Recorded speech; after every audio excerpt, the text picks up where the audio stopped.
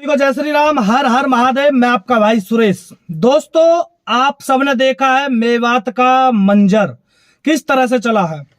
उसी के बीच में जब हमारी माताएं बहनें मंदिर में फंस गई थी और चारों तरफ से जिहादियों का घेराव था और उस घेराव में फायरिंग वगैरह भी चल रहे थे, पत्थर भी चल रहे थे, सारा कुछ चल रहे थे, तो हमारी जो माताएं बहनें थी कम से कम हजारों की संख्या में मंदिर में फंसे के फंसे रह गए अंदर। ठीक है। उसके बाद ये एक बात मैं कहना चाहता हूं, ये बात मैं किसी और को नहीं, यहां पर हिंदुओं को बताना चाहता हूं और हिंदुओं की कमजोरी बताना चाहता हूं, सनातनियों की कमजोरी बताना चाहता हूं। सबसे बड़ी बात यह है क्योंकि हम हिंदू जो हैं वो जातियों में बट रहे हैं और जातियों से ऊपर उठ ही नहीं रहे हैं। आज उसका जीता जागता उदाहरण हमारे सामने है, कोई शक नहीं है। ये वीडियो देख लीजिए साइड में, ये जो वीडियो चल रही है ये वीडियो है मेवात के उसी मंदिर का जहां पर जल अभिषेक करने के लिए हमारी माताएं बहनें बच्चे सभी गए थे।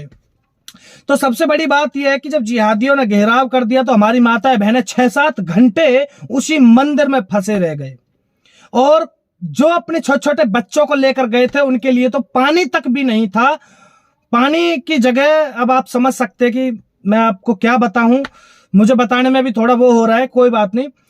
कि जो वहां पर मतलब जो लेटरिन बाथरूम के ऊपर जो वहां पर टंकी रहती है ना पानी की, उसमें से पानी पिलाया है। सोचिएगा किस तरह का वो रहा है। लेकिन सबसे बड़ी बात यह है कि जो हमारी माताएं बहनें फंसी थी, अब सोचिए वो दलित भी थी उनमें, जाट भी थी उनमें, गुजर भी थे, राजपूत भी थे, यादव भी थे, हरिजन भी थे, बनिया भी थे, सब बिरादरी, यानी कि हम हिंदू थे। ठीक।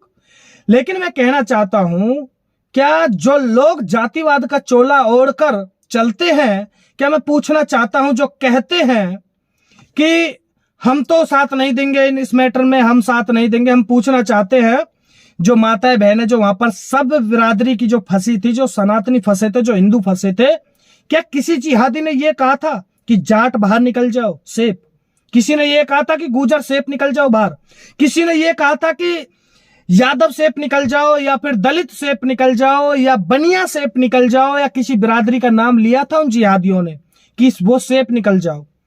अरे मैं कहना चाहता हूं उनके लिए वो काफिर थे भाई, और काफिर है तो काफिर है उनके लिए, वो नहीं। ये तो जातिवाद में तुम ही उलझे रहो, ये जातिवाद का चोला तुम ही ओढ़ो, ये जातिवाद में तुम ही फंसे रहो। वो एक हैं और एक ही रहेंगे। और फिर उसके बाद क्या हुआ, 6-7 घंटे हमारी माताएं बहनें उसमें फंसी रहीं, लेकिन फिर भी हिंदू एक नहीं हुए। फिर भी हिंदू एक नहीं हुए तो फोर्स बुलानी पड़ी, और जब फोर्स बुलानी पड़ी तब उन माता बहनों को जंगल झाड़ियों के रास्ते से शेप निकाला गया। सोचिएगा किस तरह का मंजर वहां पर रहा है। और आज भी हमारे हिंदुओं की, सनातनियों की आंखें नहीं खुल रही है। जातिवाद का चोला आज भी लगातार ओढ़ रहे हैं। कुछ कह रहे हैं कि नहीं हम इस मैटर में नहीं, कुछ कह रहे हैं कि नहीं हम इस मैटर से दूर है। तुम राजनीति के शिकार हो चुके हो और तुम इस मैटर में नहीं आओगे, मुझे पता है, क्योंकि तुम लोग वो हो जो कायर हैं। कायर पता है? जो कायर हैं, जो मतलब आत्मरक्षा भी नहीं कर सकते, वो लोग हैं। तो वही ज्यादातर इस तरह की बातों को फैला रहे हैं कि भाई हम इस मैटर में दूर रहेंगे, हम इस मैटर में दूर रहेंगे। तो सबसे बड़ी बात यह है कि उनके लिए तुम काफिर हो, चाहे तुम किसी भी मैटर से दूर रहो या मत रहो। अब एक मैटर और इसमें बताता हूं। चलिए, ये तो वे थे जो बाहर से गए थे, लेकिन सबसे बड़ी बात यह है कि जो मेवात में कुछ हिंदू रह भी रहे हैं, जो इस रैली में शामिल भी नहीं हुए, जो मंदिर तक नहीं गए और जिन्होंने कोई नारे नहीं लगाए, कोई बात नहीं करी, लेकिन उनको भी वहां पर नहीं छोड़ा गया जिहादियों की तरफ से। सोचिए। और एक की तो मौत भी हो चुकी है और एक की पूरी दुकान लूट ली गई है पूरी तरह से, मतलब वहां पर वो भी शेप नहीं है। अब समझिए बात को।